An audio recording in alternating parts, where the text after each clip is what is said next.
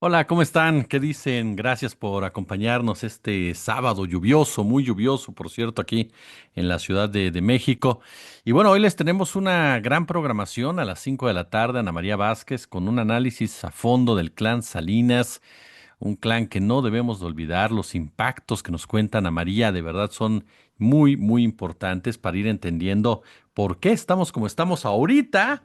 Ajá, a raíz de muchas decisiones que se tomaron desde el 88 al 94 y de ahí se siguieron. Échenle un ojo a las 5 de la tarde, arranca Ana María Vázquez. 6:30 narrativas. Narrativas, usted sabe que ahorita el querido Federico Bonazo está en unas vacaciones muy merecidas. Estará con nosotros Ignacio Alvarado platicando con Ricardo Valderas sobre lo que es la protesta, por supuesto, de No Reyes que se generó en este día allá en los Estados Unidos. Y será la tonalidad de las cápsulas, pero cada uno con su propia personalidad y eso las hace muy enriquecedoras y por eso yo les sugiero que no se pierda de verdad a ninguno de ellos. A las 20:30 llega César Pineda con todo este tema de la criminalización de la protesta. César es un hombre de izquierda que tiene una visión muy, muy interesante, muy pedagógica, muy docente de las cosas y descifra la política y ahora lo hace muy bien desde los tonos, términos, formas, discursos, ¿no? Que son muy importantes en muchos sentidos y qué buscan con cada uno de ellos. Y a las 21:30 cerramos con broche de oro con la gran periodista Sasia Alejandre, quien nos platica sobre qué significa esta guerra que ha lanzado Trump en contra de los migrantes. No es solamente un asunto racial, no es solamente un asunto migratorio, es un asunto que tiene muchas, muchas aristas, que Sassi de manera ejemplar, de manera magistral, las va ligando de una forma espectacular. No se pierda de verdad de aquí en adelante todo ello. Yo voy a darle un comentario similar sobre estos temas, por eso le digo que cada quien con su estilo, con su forma de ver las cosas. Vamos a mezclar en esta cápsula, a ver si nos queda un poquito larga, tanto lo que pasa en Estados Unidos como lo que sigue pasando allá en Medio Oriente. Y de entrada, bueno, vamos a comenzar, si le parece bien, pues con toda esta información que se ha venido generando de diferente manera. En Estados Unidos las cosas no son fáciles, no son sencillas en ningún sentido, ¿no? Incluso por más que en Estados Unidos han querido pues tapar el sol con un dedo, la realidad de las cosas es que la situación es muy, pero muy, muy diferente. La situación es muy diferente. Y comencemos con la información y después le doy una opinión. Así que voy a ir un poquito rápido. No voy a correr, pero un poquito rápido. A ver, de entrada, la legisladora demócrata Melissa Horman y su marido murieron. Murieron en Minnesota, fueron asesinados por motivos políticos. Esto no lo dice cualquiera. Lo sentenció el gobernador del estado, Tim Walz. El senador demócrata John Hoffman de Minnesota y su mujer también recibieron esta mañana múltiples disparos en otro ataque aparentemente cometido por la misma persona. Y tras someterse a una cirugía, están ahora recibiendo o estuvieron recibiendo atención médica. Al momento que usted obviamente vea este video, a lo mejor ya hay algún tipo de información más reciente, ¿no? En el tema, por supuesto, en este tema. Eh, Drew Evans, superintendente de la Oficina de Aprehensión Criminal, explicó a los medios que la policía respondió a una llamada durante la madrugada en el barrio donde residía Hoffman, informando que un individuo había disparado al senador, así como también a su mujer. Mientras se encontraban en la residencia de Hoffman, recibieron otra llamada alertando del ataque a Hortman y a su esposo. En la vivienda de la legisladora, el sospechoso disparó contra los agentes, que respondieron también con tiros hasta que en medio del caos el individuo aprovechó para escapar en ese momento de la escena. No, es parte de lo que han dado a conocer precisamente los medios en torno a este pues doble ataque allá en Estados Unidos que evidencia lo que Marco Rubio no quiere ver, que es la violencia política que desde hace muchos años está asentada en la Unión Americana. Digo, en plena campaña trataron de matar al candidato que a final de cuentas llegó a la Casa Blanca. Y por supuesto que hay muchos intereses alrededor, pero nunca descartemos uno que es básico, aunque haya gente que diga que no salimos de lo mismo, que es el tema económico, cómo implican las decisiones políticas o cómo afectan los intereses económicos, porque a final de cuentas, y eso es lo que une cada una de estas discusiones en realidad, estamos en un escenario mundial en donde la clase dominante, producto de un sistema financiero como el capitalismo, se niega totalmente a cambiar el panorama, se niega a entregar por lo menos un pedazo importante de su dominio, se niega a que las cosas cambien y cada paso que se va dando en esa dirección es combatido, es agredido, es asesinado, es reprimido, con la finalidad precisamente de que la humanidad guarde silencio ante ese hegemón que no es solamente un aspecto político, me parece que ya el aspecto político incluso ha dejado de ser trascendental en cuestión de jerarquización. En primer lugar, yo pondría el aspecto económico y después pondría el aspecto bélico, para después, por supuesto, ubicar ya todo el entramado político. Por eso estamos como estamos en realidad. Por eso es que el ciudadano y ciudadana dejamos de ser importantes en toda esa discusión para estos grupos. Y por eso urge recuperar ese protagonismo y urge recuperar ese lugar, porque a final de cuentas, para este tipo de personajes, como no los votamos, a final de cuentas, en algo tan sencillo como es el voto, es en donde está nuestra principal influencia. Por eso nunca podemos perderlo y por eso nunca podemos dejar de luchar por él y de ejercerlo. Y por eso es que a esta gente no le gusta la democracia. Por eso es que esta gente busca regularmente callar cualquier posibilidad de crítica y que usted o yo tomemos decisiones relacionadas con la gobernanza. Por eso, a final de cuentas, llegan a exacerbar los ánimos de la manera como lo hacen, a polarizar incluso, para que no haya una unidad por parte de la sociedad. Ahora, eso en una primera instancia. La segunda es que usted sabe que hoy, por supuesto, cumpleaños Donald Trump, ¿no? Este, que recordamos cuando Trump fue invitado por el presidente francés Emmanuel Macron al tradicional desfile del Día de la Bastilla en 2017, el mandatario estadounidense regresó a Washington embrujado con la idea de celebrar un acto republicano similar, ¿no? Capaz de proyectar el poderío militar de la nación más poderosa del planeta. Esto nos lo recuerda Diego Salcedo en un excelso reportaje que ustedes pueden ver y checar en Milenio. 8 años después y un periodo en el que perdió la presidencia ante Biden, bueno, el majestuoso desfile castrense que conmemora los 250 años del ejército tiene lugar en Washington. Además, coincide, ¿no?, con la celebración del cumpleaños número 79 de Trump. Estas coincidencias son como las de Porfirio Díaz, ¿no? Pero el evento, pues obviamente ha desatado una enorme controversia, un enorme cuestionamiento por parte de diferentes organizaciones, de diferentes voces, que se dan cuenta de verdad ya este perfil neofascista, dictatorial, que no es que emerja, que en realidad es parte del ADN del trumpismo. Y aquí es donde mucha gente tendría que preguntarse, como bien lo dijo hace unos días Edith Small, ¿por qué votaron a favor de esta opción? Claro, siempre se puede ir en contra de nuevo de lo que votamos cuando detectamos, aprendemos, descubrimos y nos lanzamos, pero tenemos que ser activos, no solamente quejarnos. Este es un evento, insisto, que ha desatado mucha controversia, ha desatado una manifestación, la de los famosos no reyes, y es una controversia muy grande, no solamente por el tipo del costo, o sea que de por sí ya es un gasto muy grande para un país que está sumido en una crisis de muchos, que le faltan muchísimos años para poder salir de ella, sino que también, por supuesto, se da en el marco de la agenda migratoria de Trump, ¿no?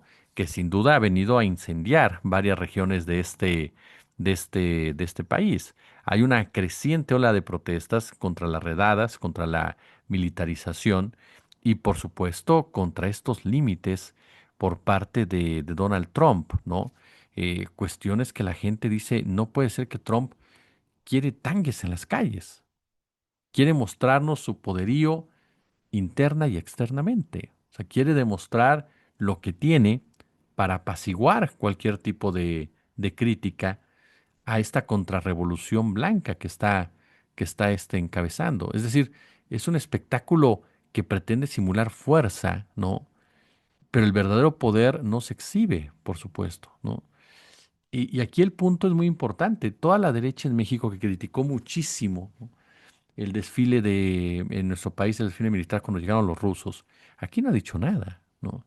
Y las naciones que critican que Cuba haga esto, Venezuela haga esto, y pues, yo no he escuchado a ninguna de ellas hacer algún tipo de señalamiento. Claro, siempre saldrá esa tontería de que no, es que allá no son democracia, aquí Estados Unidos no es una democracia. Y me parece que eso está más que claro. Ahora, esto originó, le reitero, una serie de protestas impresionantes, esa es la verdad de las cosas. Es una protesta que se lleva a cabo con manifestaciones en distintas ciudades de Estados Unidos, ¿no? Obviamente ha habido pues movilizaciones en otras partes también del planeta, particularmente en Europa, lo que es Alemania, lo que es Reino Unido. Y las protestas principalmente se han centrado en lo que son Nueva York, Atlanta, Chicago, Los Ángeles, Austin. Por ejemplo, en Los Ángeles comenzó muy temprano, a las 10 de la mañana ya estaba la gente en North Hills, que era el punto de reunión. Mientras que en el caso de Manhattan, la marcha convocada por organizaciones sociales y defensoras de derechos migrantes avanzó, ¿no? Hacia el sur, precisamente esta zona de Nueva York. Afortunadamente, hasta el momento en que platico con ustedes, no había incidentes como tal. Pasaron por el icónico Empire State, ¿no? Los contingentes continuaron su recorrido bajo la vigilancia policial y con una amplia presencia de medios de comunicación. Aquí también en la Ciudad de México, integrantes del Comité Ejecutivo Demócratas en México y varios extranjeros marcharon a la Embajada de los Estados Unidos en protesta, obviamente sumándose a lo que pasaba en Chicago, lo que pasaba en Los Ángeles, California, y en donde podíamos ver diversas pancartas con el grit, con la leyenda alto a la criminalización del pueblo latino. Un hombre que se hacía pasar, por cierto, ya esto ya se lo adelantaba, ¿no? En el marco precisamente de esta manifestación de No Kings, bueno, se canceló No Kings en Minnesota tras el atentado en contra precisamente de los legisladores que le hacía referencia al inicio de esta charla. Lo cierto es que estamos viendo las imágenes, son miles, miles, es una mega manifestación protagonizada por integrantes, sí, de diversas comunidades, porque seguramente la prensa de Estados Unidos va a decir que son los migrantes solamente. No, hay muchísimo anglosajón, hay muchísimo afroamericano, hay mucho latino, pero todos son estadounidenses. Eso es lo que a mí me encanta. Cómo insisten muchas personas en pensar o creer que estas personas que se están manifestando no nacieron en Estados Unidos, son estadounidenses. Así de sencillo. Que la casta y los medios que tiene, los comentócratas que tiene, piensen que el estadounidense solamente es el blanco, pues también se van a llevar una fuerte sorpresa, porque en esta jornada de protestas se ven a varias personas blancas con muchísimas pancartas. El 90% de las pancartas están escritas en inglés y vemos una cantidad impresionante, ya para aquellos que se trauman con el uso de las banderas, de banderas de los Estados Unidos. Ajá. Así de sencillo. Banderas en donde sí, efectivamente, destaca la norteamericana. Obviamente dibujos sobre, dicen No Kings y tienen a Donald Trump, ¿no? Con una corona. Vemos a mucha gente joven, muchísima gente joven, que a pesar de la lluvia sale a marchar, esa es la verdad de las cosas, que salen ondeando, insisto, distintas banderas, sobre todo la norteamericana, con la leyenda No King, no, día sin tiranos, sin reyes, ¿no? Es lo que gritan. Ahora, ciudadanos estadounidenses también lo hicieron ya en Italia. Estoy viendo ahorita las imágenes de Italia, no en la región italiana de Piamonte, también en esta jornada en Turín, en el norte de esta nación europea. Estaba viendo por aquí lo que decía Darrell Gómez, ¿no? Líder del grupo de la Organización Unión de Libertades Civiles Americanas, en donde dijo, mis padres son dominicanos, ¿no? Eso es un hecho, por ellos estoy aquí, por mis padres, porque pues yo ya nací en los Estados Unidos. Es el mismo caso que Ashley, una empleada de un centro de diálisis cerca de Miami, en donde ella dice, pues yo estoy por mis hermanos, por mis padres, por mis tíos, por la gente nueva que llega, yo soy de aquí, ¿no? Yo vine por ellos, yo soy norteamericana, soy estadounidense. Lo mismo pasa a Mariana, que tiene sus padres de Venezuela y de Perú, y ondea las dos banderas, ¿no? Y el grito también de varias comunidades que sin ningún tipo de rubor gritaban, preferimos inmigrantes que reyes, consignas a favor de la comunidad LGTB, consignas a favor de los derechos reproductivos, de Ucrania, de Palestina, en contra del autoritarismo, diferentes razas, que quede claro, diferente estatus económico, diferentes intereses. Todo esto fue lo que desafió esta situación, las bajas temperaturas, bueno, las lluvias, obviamente el discurso, ¿no? de Trump, Obviamente miles de personas en Palm Beach, en Florida, este estado en donde el gobernador dice que tienen todo el derecho a atropellar migrantes, bueno, salieron a manifestarse, ¿no? Contra su vecino más famoso, contra el presidente Donald Trump, como parte de estas cientos y cientos y cientos y miles realmente de protestas. En Texas también, por supuesto, la ciudad salió, principalmente Eagle Pass también estuvo presente, ¿no? Y la pregunta que lanzaban mucha gente es, ¿nos van a ignorar? ¿De verdad Trump va a ignorar a esta serie de ciudadanos como tal? Y es el desfile, este desfile que coincide con el 79 cumpleaños de Trump, pero aunque Trump no lo vea, en realidad el desfile que marca su cumpleaños no es el militar. Seguramente los medios tradicionales van a ser los que destaquen que es el militar, pero no, no es verdad. Lo que estamos viendo que marca este cumpleaños de Trump y que va a marcar y marca ya un derrotero muy, muy claro respecto a qué es lo que está pasando en el mundo es la ola de protestas. Ese es el desfile que Trump tiene que enfrentar en muchos sentidos. ¿Saben? Ese es el desfile que Trump tiene que vivir y darse cuenta que ese es el que lo están marcando. Una cantidad impresionante de gente que lo repudia a él y a sus ideas, a él y a su trumpismo, que ha venido, por supuesto, a incendiar no solamente los Estados Unidos, sino también otras partes del mundo.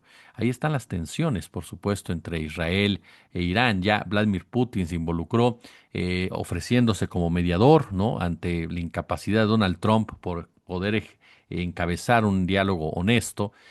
Putin tiene relación cercana con Irán, se acercó con Israel, platicó también incluso con el propio Putin, le deseó un buen cumpleaños, tratando pues de mostrar, ¿no? que se puede llegar a algún tipo de acuerdo. No olvidemos que Rusia tiene una relación muy cercana con Irán, o sea, no es cualquier relación la que tiene Rusia con Irán, por supuesto, y él sabe, Putin, que a nadie le conviene en realidad lo que se está viviendo, que se escale lo que se vive en Medio Oriente, porque si cae Irán, los que siguen son China y Rusia, en ese orden, ¿no? Hablamos, por supuesto, de una tensión entre dos países, que es una tensión muy larga, muy, muy profunda. Algunos historiadores, algunos expertos internacionalistas hablan de la era del Shah Reza Pahlavi, que fue del 41 al 79, y ahí había una relación muy estrecha en política, militar, energéticamente entre Israel e Irán. Incluso fue el segundo país, junto con Estados Unidos, en reconocer al Estado judío en 1960, Irán. Imagínese. Sin embargo, tras la Revolución Islámica del 79, después, ya en el 79, la ruptura fue total. Irán abrazó la causa palestina, cerró su embajada israelí y consolidó una política exterior adversa para el llamado Estado hebreo. En la madrugada del viernes 13 de junio, el mundo se cimbró nuevamente cuando Israel llevó a cabo una operación aérea a gran escala sobre Irán bajo el nombre clave de Rising Lion, y según el ejército israelí se trataba de un ataque preciso y preventivo contra instalaciones nucleares iraníes. Pero los misiles también impactaron en barrios residenciales en Teherán, en Isfahan y otras provincias. Esto según medios iraníes que pudieron corroborar la muerte de al menos 50 personas, entre ellas mujeres, niños y destacados científicos. Entre los fallecidos están Hossein Salami, comandante de la Guardia Revolucionaria, Mohammad Bagheri, jefe del Estado Mayor del Ejército iraní, y varios científicos nucleares iraníes. No es la primera vez que Israel ataca militarmente a Irán. En el pasado ya había bombardeado instalaciones militares y nucleares, se asesinó a altos mandos y a científicos nucleares, pero esta es la mayor agresión directa del Estado sionista en contra de Irán. Ahora, Irán respondió con el lanzamiento de cientos de drones Shahed hacia Israel. El líder iraní Yamenei calificó la acción de sucio crimen y prometió una represalia dura, decisiva. Y es de destacar que el ataque coincidió con una próxima nueva ronda de negociaciones entre Irán y Estados Unidos sobre el acuerdo nuclear. Según diversas fuentes, Israel busca torpedear esas conversaciones, debilitar militarmente a Irán antes de que se llegue a una solución diplomática. Esto ya lo hemos platicado, hemos escuchado a diversos analistas, algunos asegurando Israel es quien tiene el control de la situación, aún sobre los propios Estados Unidos, otros señalando Estados Unidos, claro que sabía y está jugándole precisamente al vivo porque Israel no hace nada sin que Estados Unidos lo diga.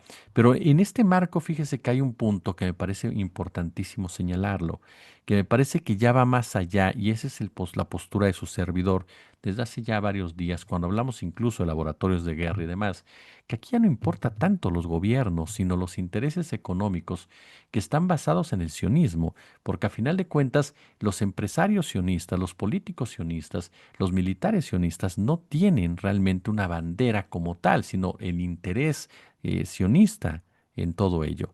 Y es con base a eso. Y ahí es donde nos topamos con distintos análisis en los que coincidimos y nos dicen, es que esta es una forma de dominación económica, ideológica, cultural, militar, que está presente en las castas de todo el mundo. Entonces, ya es un asunto mucho más profundo que solamente los intereses territoriales de unos cuantos involucrados. Es una concepción de dominación que enfrenta, en definitiva, a los diferentes grupos en el poder y que justifica sus acciones con pretextos religiosos, con pretextos, por supuesto, de defensa, cuando lo que se trata es de seguir controlando, por supuesto, al planeta. Se los decíamos al principio con todo el tema de la economía. Por eso es que su servidor considera el poder económico como la clave para entender todo esto.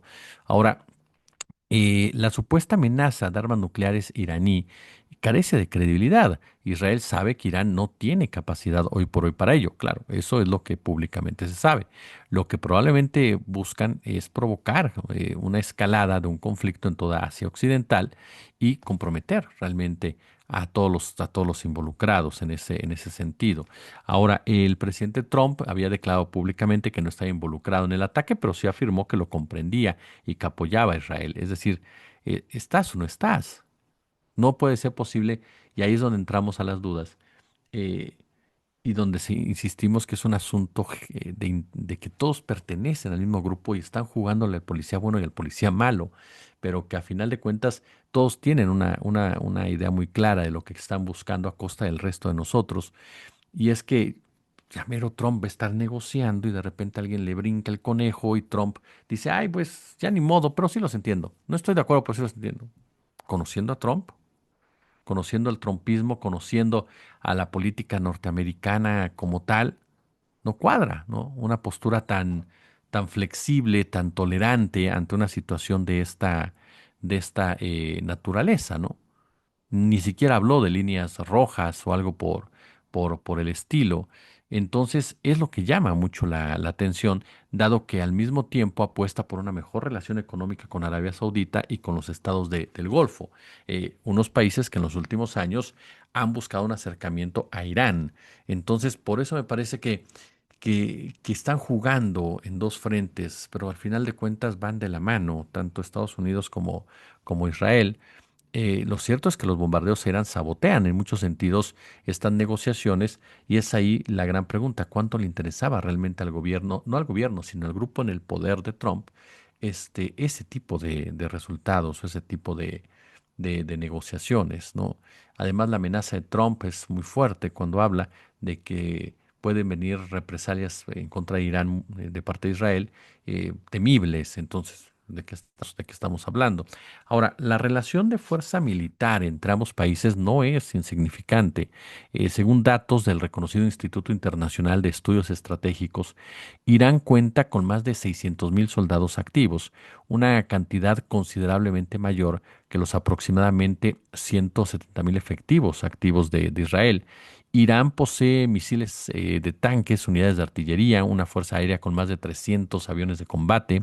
Israel, por su parte, tiene una fuerza armada tecnológicamente avanzada que incluye 345 cazas modernos, el famoso sistema de defensa aérea, el Iron Dome, que fue vulnerado por los ataques iraníes, ¿no?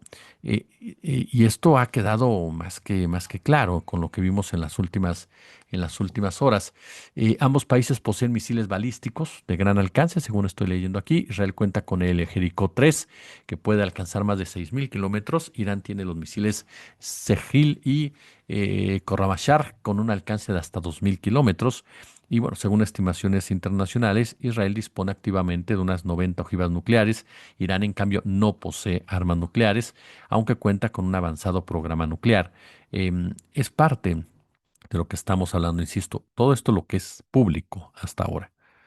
No, es parte de lo que es público y lo que se ha señalado por parte de diversas voces de que en realidad las armas no las fabrica Israel, se las da a Estados Unidos. Entonces, por eso le decía que esto ya va más allá, no cree que de personajes o de gobiernos, es una forma de pensar que unifica a todos estos grupos y lanzan estos ataques en contra precisamente de aquellos o de aquellas que pertenezcan a otro tipo de intereses o que defiendan otro tipo de intereses o que busquen la reconfiguración del poder del poder mundial. A mí me parece que eso es lo que estamos viendo en muchos sentidos, una reconfiguración del poder mundial, de la hegemonía mundial, que obviamente va de la mano con todo lo que es, antes que otra cosa, económico, teniendo a China en muchos sentidos como el jugador más importante y cómo simbra esto las relaciones entre los demás estados. Entonces, a mí me parece que estamos ante un momento en el mundo decisivo, en donde sin duda alguna mucho de lo que puede llegar a alcanzarnos puede ser perjudicial, pero que estamos ante un imperio que no es solamente Estados Unidos, sino que esos representantes sionistas de Estados Unidos en Inglaterra, en Alemania, en México, en todos lados, que comienzan a ver cómo el mundo que ellos construyeron en su propio beneficio comienza a derrumbarse. Ahora, una parte de Estados Unidos ya se cansó, eso es un hecho, y por eso salieron a la calle, ajá, por eso salieron en 50 estados completamente a gritarle a Trump, no, no rey. No, dice Trump que él no se siente un rey, que no es un rey en absoluto. Sin embargo, Trump ha jugueteado con la idea de la corona desde inicios de año. No había cumplido 2 meses al frente del país cuando se presentó como un monarca, ¿no? Una imagen en la que el republicano aparece coronado e incluso se lee la frase larga vida al rey. Ha hablado en otras ocasiones de su una reelección, la cual no está en este momento en posibilidades como tal. Entonces, sí es un hombre que ha jugado mucho con esa versión y sus actitudes son totalmente dictatoriales. Ahora, ¿qué pensaría, por ejemplo, usted, más bien dicho, los Estados Unidos, si lo que vimos en Los Ángeles, la represión en Los Ángeles, hubiera ocurrido en Cuba, o en Venezuela? ¿Qué hubiera pasado? Por supuesto que la ultraderecha cubana, con Marco Rubio al frente, por supuesto que Donald Trump, por supuesto que todo todo ese lado, ¿no? Conservador, hubieran hablado de dictaduras, hubieran hablado de falta de libertades, hubieran hablado de muchas cosas que hoy prefieren callarse, ¿no? Eso es un hecho. Estarían incluso justificando una ilegal invasión a Cuba. Lo que pasó en Los Ángeles es consecuencia del desgaste moral de los gobernantes estadounidenses, de la falta de democracia en un país donde esa palabra dejó de funcionar desde hace años y en consecuencia se ha convertido en un decadente imperio que quiere resolver los problemas solo con la fuerza. Esta férrea dictadura que está implantando Washington fue ratificado en un comunicado de la Casa Blanca, donde habló de los lunáticos de la izquierda radical que tomaban las calles de Los Ángeles, ¿no? Obviamente que los demócratas de California, Newsom y Karen Bass, salieron literal a enfrentarse a este Trump y la Casa Blanca dijo, Gavin y Karen tendrían que darle las gracias al presidente porque está librando sus calles de pandilleros, asesinos. Es decir, se mantiene esta criminalización del migrante. Y la represión ha sido brutal por parte de la Guardia Nacional, que dispersa con gases lacrimógenos, balas de goma, granadas aturdidoras a las personas, ¿no? Y en este inicio de su segundo gobierno, el trumpismo va desplegando una política despreciativa, punitiva hacia América Latina, profundizando una lógica de hostigamiento basada en sanciones, deportaciones masivas, amenazas de anexión territorial, aplicación de aranceles, recortes de ayuda a quienes no se alineen directamente a su gestión. Y estamos ante un gobierno dedicado a la venganza ideológica, eso me queda clarísimo, junto con el afán de recortar impuestos sobre la renta para los ricos y un gobierno que busca hacer más pobre al más pobre, hundir a la clase media y, por supuesto, consolidar a a las oligarquías. Incluso las universidades privadas, con una elevada dotación, dependen en gran medida del dinero público y para llevar a cabo investigaciones, científicas, en fin. Y hoy por hoy son víctimas también de esa venganza ideológica por parte del gobierno de los Estados Unidos, ¿no? En donde Trump ha exigido a las universidades que se terminen programas que él considera ilegales, inmorales. Trump ha puesto ya como representante de toda esta oligarquía, ha puesto el pie en el acelerador, en los objetivos de dominio mundial que se han maximizado con sus aliados. Y desde el día uno de este segundo mandato puso en marcha decretos ejecutivos que violentan, por supuesto, los derechos humanos, que amenazan, no, a muchos, pero muchos ciudadanos, que abren la puerta a muchísimos abusos, que es lo que estamos viendo. Y es un mandatario junto con todo este grupo y sus aliados con un relato victimista, ¿no? Lo vemos con Netanyahu diciendo, nosotros no solamente nos defendemos, bueno, en Estados Unidos Trump lo hace también, sostiene que han sido abusados por un mundo que se aprovecha de ellos en múltiples áreas, ¿no? Europeos, latinos, chinos, rusos, que deben pagar esa conducta de dominio.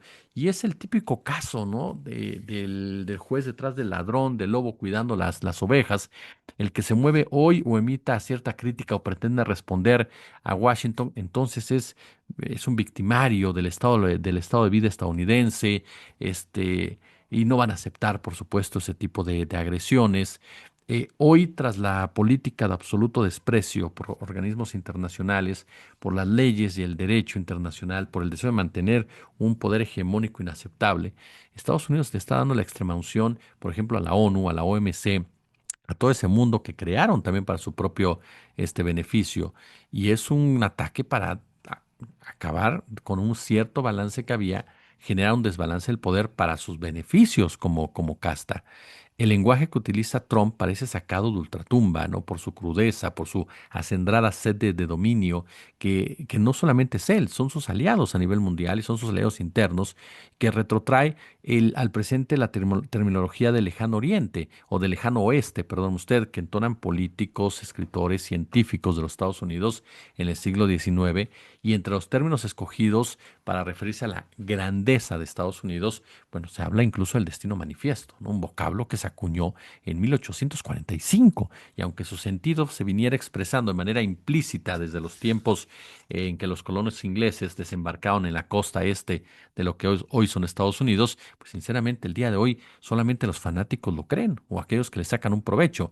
Este lenguaje brutal y directo del magnate que ocupa la Casa Blanca indica que la clase dominante y gran parte de la población de ese país sí cree en el destino manifiesto, ¿no? Pero no solamente los que están en Estados Unidos, insisto, sino los que están en otros lados. Ajá. Y se creen con una pretendida superioridad conferida por Dios, en muchos sentidos. La respuesta violenta y desproporcionada en contra de migrantes es lo que ha encendido ya las alarmas, los riesgos, para la legitimación de la militarización, de la violencia, de la discriminación en contra, no solamente de la comunidad mexicoamericana, sino en contra de todo aquel que estos hombres eh, decidan. Estas, estas operativos, estas acciones represivas a cargo del ICE, que desde el 2003 ha protagonizado de verdad episodios muy, muy violentos, pues vienen a confirmar, ¿no?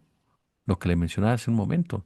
Es una verdadera, sí, contrarrevolución blanca, a final de cuentas, ¿no? Es parte de un mensaje político de poder, de intolerancia, dirigida a todos. Espero que nos hayamos tardado un poquito. Échale pulgar arriba, déjeme su comentario, su punto de vista y como siempre un gusto, como siempre un placer.